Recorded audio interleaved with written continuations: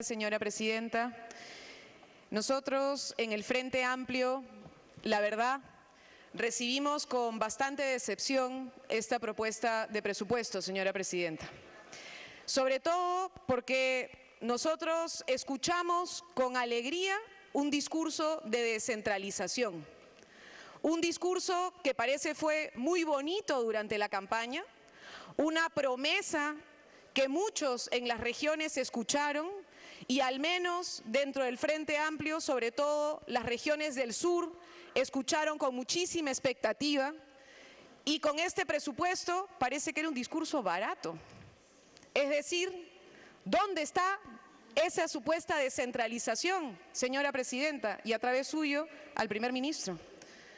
Se supone que nos prometieron que la descentralización sería efectiva y sería real, señora Presidenta.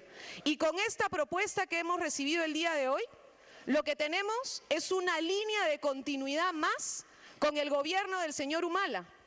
Una línea de continuidad con un gobierno que traicionó promesas electorales. Ojalá este nuevo gobierno no siga esa línea de continuidad de traición de las promesas electorales, señora Presidenta.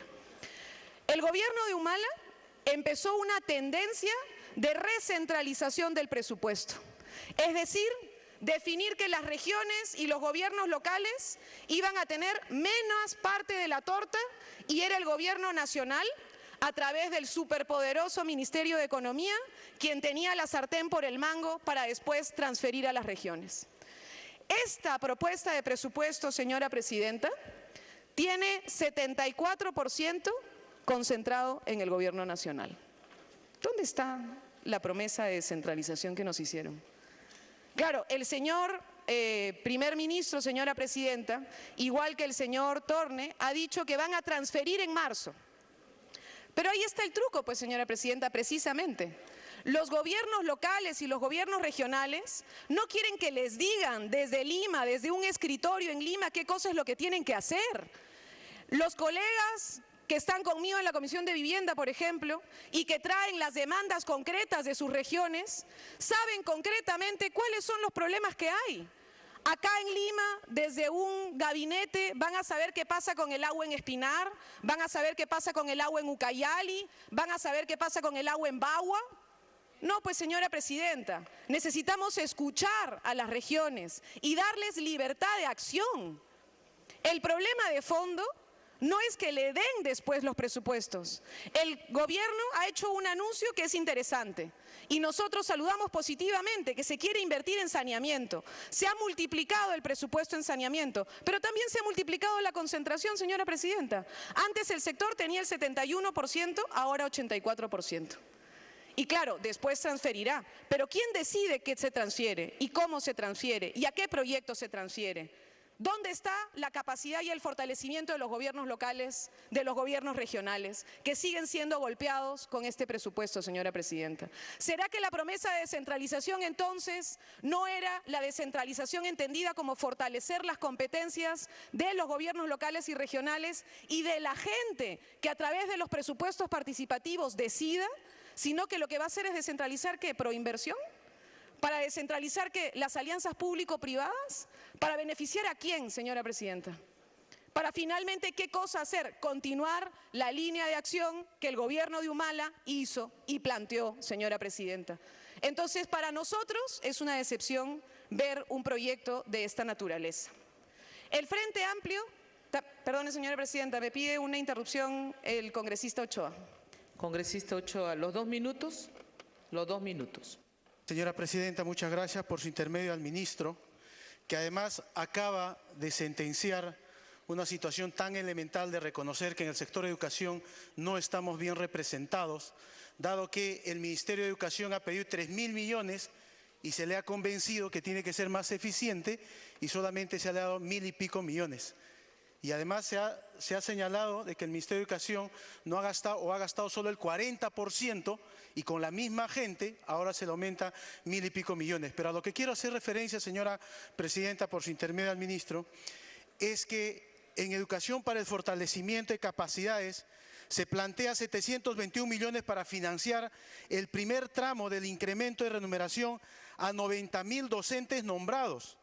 Quiero comunicar a través suyo al ministro y ojalá al ministro de Educación que somos en el país más de 180.000 maestros nombrados. ¿Cuál es el criterio entonces para hablar del piso salarial en estos momentos del magisterio? Aquí hay un incumplimiento del compromiso del presidente Kuczynski, dado que no se estaría hablando de piso salarial, sino más bien de una nueva situación de maquillaje respecto al tema del piso salarial de los maestros. Esto quisiéramos que el ministro lo pueda aclarar porque el magisterio está esperando su respuesta. Muchas gracias. Continúe, congresista Glave. Gracias, señora presidenta. Entonces, junto con estos sueños, porque nos hicieron soñar con la descentralización y ahora la realidad, porque la plata siempre es la realidad, de pronto se cae, ¿no? Uno abre los ojos y dice, una vez más, un presupuesto recentralista. También se genera duda, señora presidenta, sobre cómo es que se van a generar los fondos para financiar este presupuesto. Yo entiendo la preocupación y la pregunta que hizo la señora presidenta de la Comisión de Economía, porque pareciera que sí estaban pensando en que iban a derogar el paquete Segura. Ahora dicen que este presupuesto no contempla la imagen de la derogación del paquete Segura. Entonces, ¿cómo vamos a recaudar más? Si ya se ha golpeado al presupuesto con el paquete Segura. Y yo escuché al ministro, creímos que tal vez empezaban a escuchar al Frente Amplio, que se los hemos venido diciendo una y otra vez, el paquete Segura, la reducción del... Tiempo adicional para que termine. La reducción del impuesto a la renta, sobre todo a los principales contribuyentes, a los grandazos que hizo el presidente Humala, era algo que afectaba a la economía nacional. Se los dijimos todo el tiempo, al fin comienzan a decir, sí, vamos a hacer caso, no podemos seguir con esa política, tenemos que cobrarle a los que más tienen para poder financiar a los que menos tienen. Muy bien, pero una pregunta, ¿solamente se derogaría entonces, hay que también tener en cuenta, el famoso paquete Segura del impuesto a la renta o vamos a entrar a discutir también, y ese es un tema de fondo de debate, qué cosa pasa con la ley 3230 que permitió nuevamente los contratos y la estabilidad para las empresas mineras en materia tributaria? Porque esos son parte de los grandazos que van a dejar de pagar impuestos si es que no se modifican de fondo las normas en el país. Entonces, hay preocupación, señora presidenta, sobre cómo ese presupuesto va a poder realmente ser financiado, sobre cómo finalmente este presupuesto va a garantizar la descentralización y sobre cómo, señora presidenta... Ahora sí termina, por favor. El presupuesto nos va a permitir también dar un mensaje al país sobre la diversificación productiva. Aquí nos dijo, señora presidenta, señor primer ministro, que era una especulación del Frente Amplio lo que habíamos escuchado del ministro Yufra, que dijo que la diversificación productiva no era responsabilidad del Estado, sino era únicamente responsabilidad de las empresas. Nos dijeron que lo habíamos malinterpretado, que habíamos leído entre líneas, que en realidad esa no era la realidad.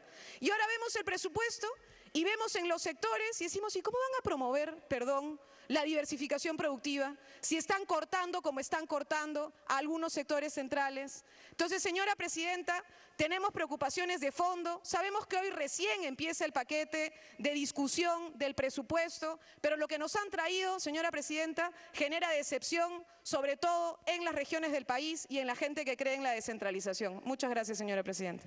Gracias, congresista Glave. Tiene el uso de la palabra por el Partido de Gobierno, el congresista Carlos Brus. 3 minutos.